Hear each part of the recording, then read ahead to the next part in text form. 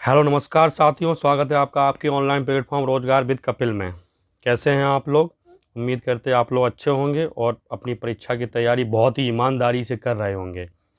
आप लोगों के अनुरोध पर आज से हिंदी का टेस्ट प्रारंभ हो रहा है, जो कि आपको अल्टरनेट एक दिन छोड़ एक दिन मिलता रहेगा। अगर आप पहली बार अपने चैनल पर आए हैं तो चैनल को सब्सक्राइब करें।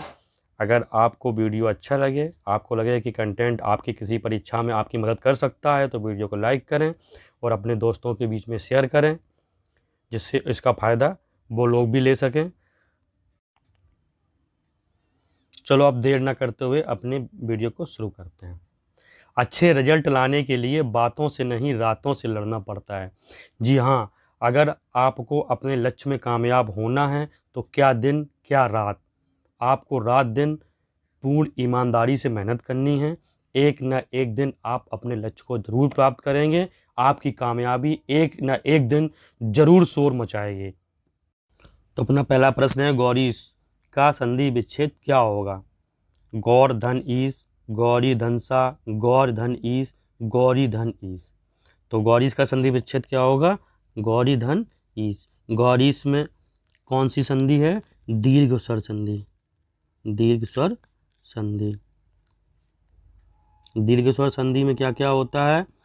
आ या आ के बाद आ या आ का मिलान आ या आ से हो, तो चाहे कोई आ आए, दोनों तरफ आ होना चाहिए, चाहे छोटा हो या बड़ा हो, छोटा बड़ा कुछ भी हो, उन सबका मिलके, दोनों का मिलके बड़ा आ हो जाएगा। इसी प्रकार ई या ई का मेल जब ई या बड़ी ई से हो, दोनों तरफ ई हो, कोई भी हो, छोटी बड़ी, तो उनका बड़ी हो जाएगा। ऐसे ही ऊ या ऊ, बड़े ऊ का मेल ऊ या ऊ से होता है तो उनका बड़ा ऊ हो जाता है। और यही री का मिलाप रेडी से होता है तो बड़ा रेडी हो जाता है। यही दीर्घ स्वर संधि है, ये आपको याद रखना है। चलिए नेक्स्ट प्रश्न, पयोधी किसका पर्यायवाची है?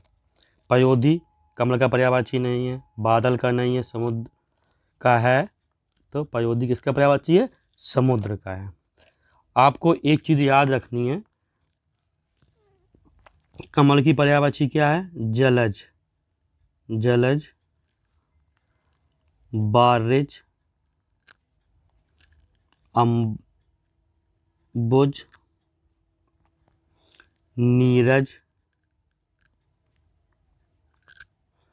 बादल की पर्यायवाची क्या है? जलद, बारिद, अम्बुद, नीरद। इसी प्रकार समुद्री पर्यायवाची क्या है? जलधि, बारिधि, नीरधि। मीन्स क्या देखा आपने? अगर जल की पर्यायवाची में जा जोड़ दिया जाए तो कमल की पर्यायवाची हो जाती है, और उसमें दा जोड़ दिया जाए तो बादल की पर्यायवाची बन जाती है, और उसमें धी या निधि जोड़ दिया जाए, जल निधि, पयोनिधि, पयोनिधि, ये सब निधि या धी जोड़ दिया था तो समुद्री पर्यायवाची बन जाती है। ये बात आपको याद रखना है। चलिए चलते हैं अगले प्रश्न पे। निम्न में से ओष्ठ वर्ण कौन सा है? ओष्ठ मीन्स जिनका उच्चारण ओठ से होता हो। तो आ कौन सा वर्ण है? आ कंठ वर्ण है। आ कौन सा है? कंठ है। दोनों आ कंठ है, और दोनों ई कौन सा वर्ण है? तालव्य है। क्या है? तालव्य है। उ कौन से वर्ण है? उ दोनों ओष्ठ हैं। ऋ कौन सा है? ऋ मूर्धा है। उसके बाद ए और ऐ क्या है? कंठ तालव्य हैं। और ओ आओ क्या है? कंठ ओष्ठ हैं।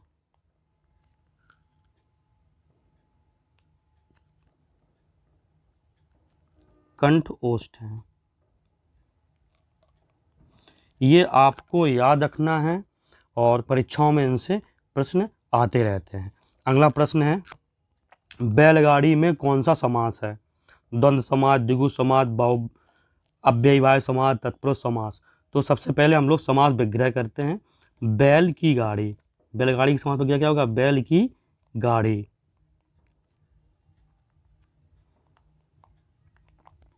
तो इसमें क्या है?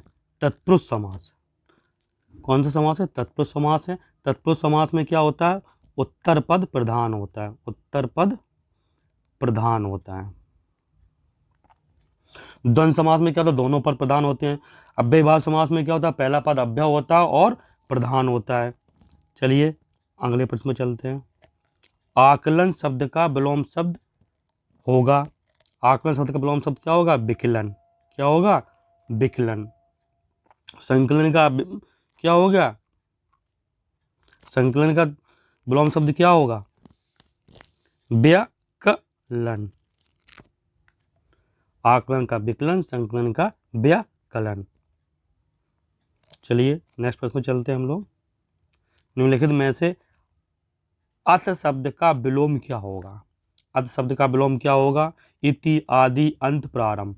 अत शब्द का विलोम होगा इति। आदि का तो मालूम ही आपको, आदि का क्या होता है? अंत होता है। प्रारंभ का क्या होता है? समाप्त होता है। ओके, चलते हैं नेक्स्ट। अगला प्रश्न है अपना, निम्नलिखित में वर्तनी की दृष्टि से अशुद्ध शब्द कौन सा है? चलो देखते हैं। प्रादेशिक बिल्कुल सही है। माधुर्य बिल्कुल सही है। व्याप्त बिल्कुल सही है। प्रमाणिक गलत है। प्रमाणिक किससे? प्रमाण से बना हुआ है। तो जब प्रमाण में प्रमाणिक किससे बना हुआ? प्रमाण में जब हम एक प्रत्यय जोड़ते हैं तो प्रामाणिक बनता है, प्रामाणिक बनता है। तो आपको याद रखना है, वर्तनी प्रमाण की सही है लेकिन उसमें एक प्रत्यय जुड़ता है तो प्रमाणिक बनता है। इसी प्रकार रसायन, रसायन में जब एक प्रत्यय जुड़ जाएगा तो क्या बन जाएगा? रासायनिक। तो आपको ये याद रखना, रसायन की भी वर्तनी शुद्ध है लेकिन उसमें एक प्रत्यय जुड़ेगा तो रासायनिक बनेगा। ऐसे ही प्रश्न एग्जाम्स में बार बार पूछे जाते हैं तो आपको याद रखना है। अधिकार, अधिकार में जब एक प्रत्यय जोड़ जाएगा तो क्या बन जाएगा? आधिकारिक, आधिकारिक। तो आपको ये याद रखना है। चलिए अगला प्रश्न है, निम्न में से किसका प्रयोग सदा बहुवचन में होता है? इंपॉर्टेंट प्रश्न है और इससे प्रश्न बनता रहता है। तो नारी, नारी का बहुवचन अलग होता है। लता, लता का भी एक वचन है। गाय, गाय भी एक वचन है। कौन सा बहुवचन है? दर्शन, दर्शन। लोग, इसके अलावा ओट, हस्ताक्षर, दाम, ये सभी वर्ण क्या हैं? ये सभी वर्ण बहुवचन हैं और इनका प्रयोग हमेशा बहुवचन में होता है और इनके साथ में बहुवचन की क्रियाएं प्रयुक्त होती हैं। ये आपको याद रखना है। और इसके अलावा प्राण, आंसू भी आपको याद रखना है। अगला प्रश्न है,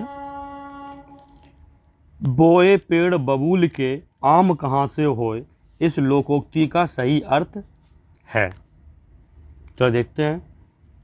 कर्म के अनुसार फल नहीं मिलता, जैसा कर्म करोगे वैसा फल मिलेगा। कर्म और फल का कोई संबंध नहीं होता। कर्म करो, फल की इच्छा मत करो।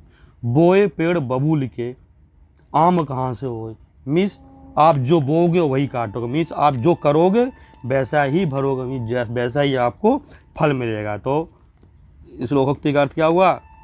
जैसा कर्म करोगे वैसा फल मिलेगा। चलिए दोस्तों चलते हैं आगे। अगला प्रश्न है, उर्वशी किसकी रचना है?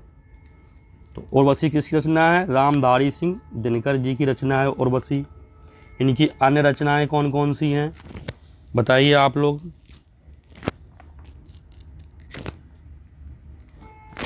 कुरुक्षेत्र, नीम के पत्ते,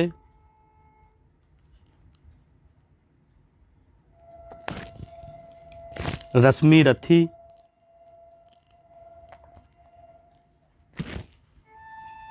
रेणुका। जयशंकर प्रसाद जी की प्रमुख रचनाएं कौन कौन सी? कामायनी, झरना, आंसू, लहर, अजातशत्रु,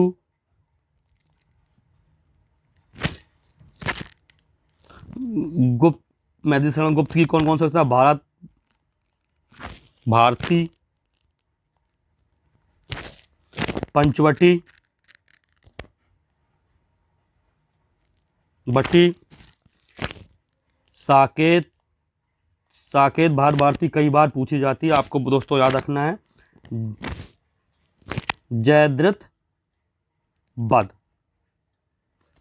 महादेवी वर्मा की सबसे ज्यादा बार पूछे जाने वाली यामा, अतीत के चलचित्र, चलचित्र इनका रेखा चित्र है, कई बार पूछा जाता है। अतीत के चलचित्र, यामा कई बार पूछी जाती है। इसके बाद रश्मि है, निहार है, दीपशिखा है, इनकी कविताओं के संग्रह हैं। इस प्रकार आपको याद रखना है।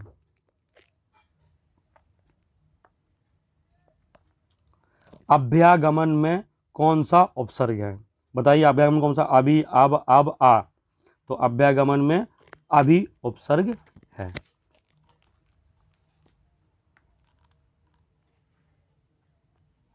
अभी प्लस आगमन,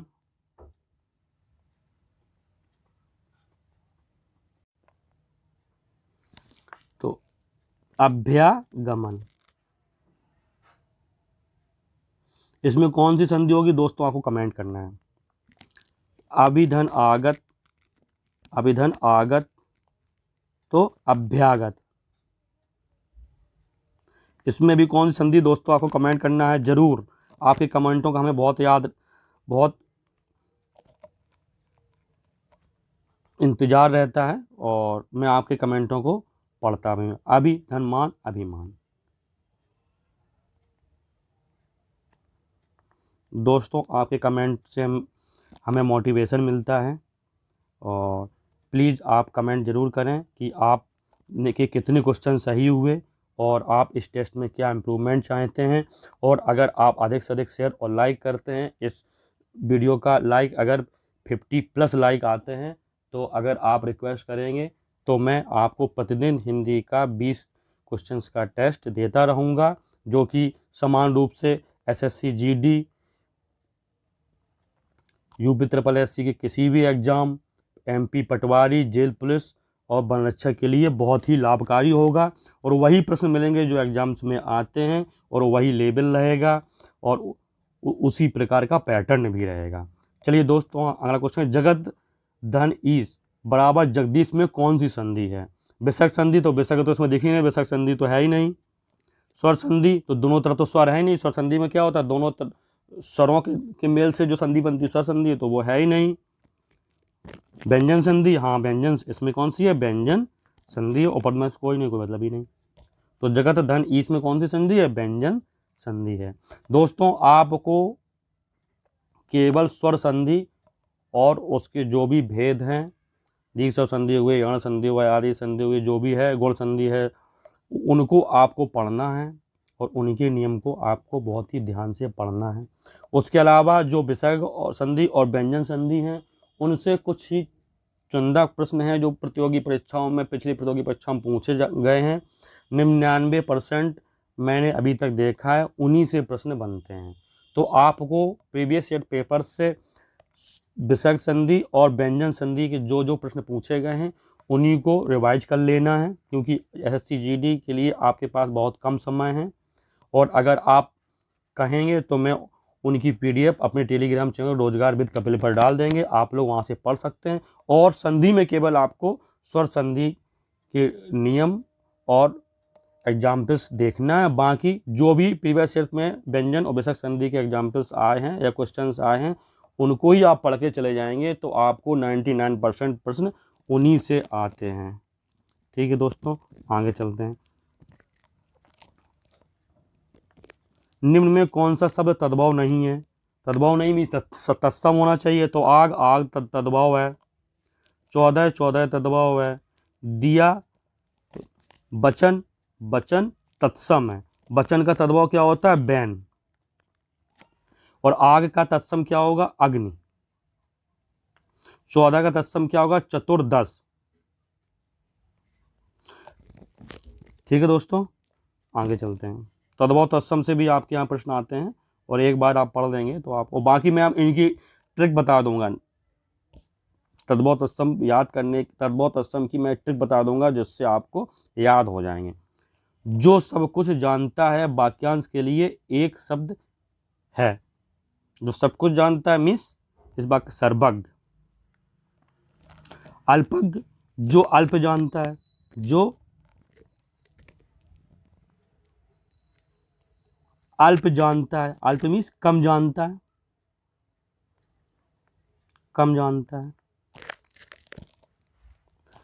बहुज्ञ क्या हो जाएगा? जो बहुत जानता है, बहुत जानता है।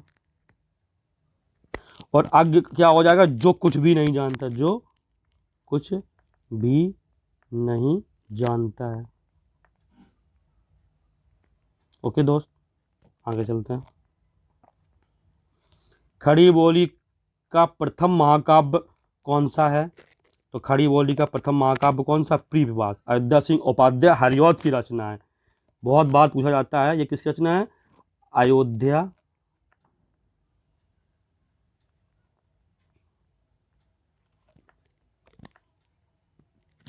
अयोध्या सिंह उपाध्याय हरिऔध, हरिऔध। दोस्तों ने बताया था कामायनी किसकी रचना है? कामायनी जयशंकर प्रसाद जी की रचना है। साकेत मधुसूदन गुप्त जी की रचना है। और नीरजा किसकी रचना है? ये आपको कमेंट कर में बताना है। धनुर्बाण में कौन सा समास है?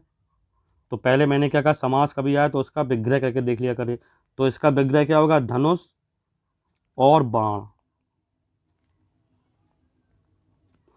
तो जब और या आता है तो कौन सा? द्वंद्व समास होता है। कौन सा समास है? द्वंद्व समास में आपके दोनों पद प्रधान होते हैं।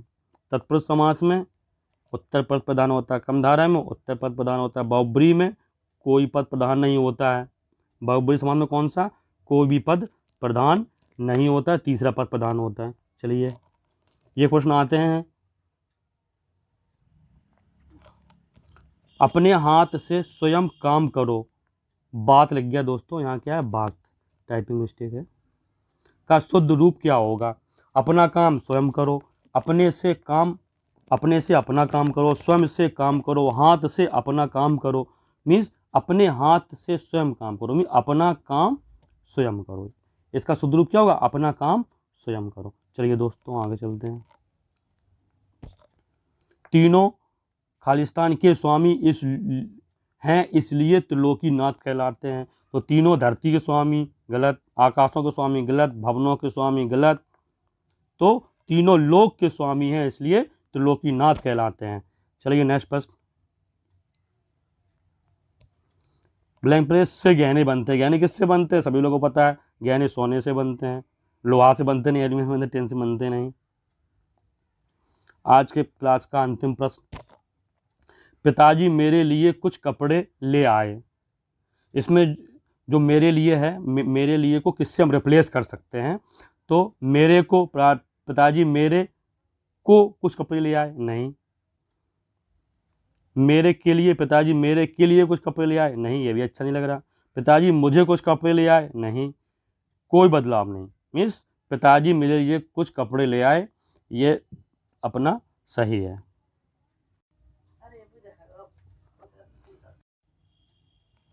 तो दोस्तों बताएं आपका सेशन, आज का सेशन आपको कैसा लगा? और यदि आपको आज का सेशन अच्छा लगा और आपको लगे कि इसमें आपके लिए मेहनत की गई है तो वीडियो को लाइक करें। और आपको लगे कि कुछ कंटेंट अच्छा है तो वीडियो को शेयर, अपने छोटे भाई बहनों के साथ शेयर करें। और अभी तक अगर आपने हमारे चैनल को सब्सक्राइब नहीं किया है तो प्लीज़ सब्सक्राइब करें। और वीडियो देखने के लिए आपको बहुत बहुत धन्यवाद। और अगला टेस्ट परसों आपको मिलेगा।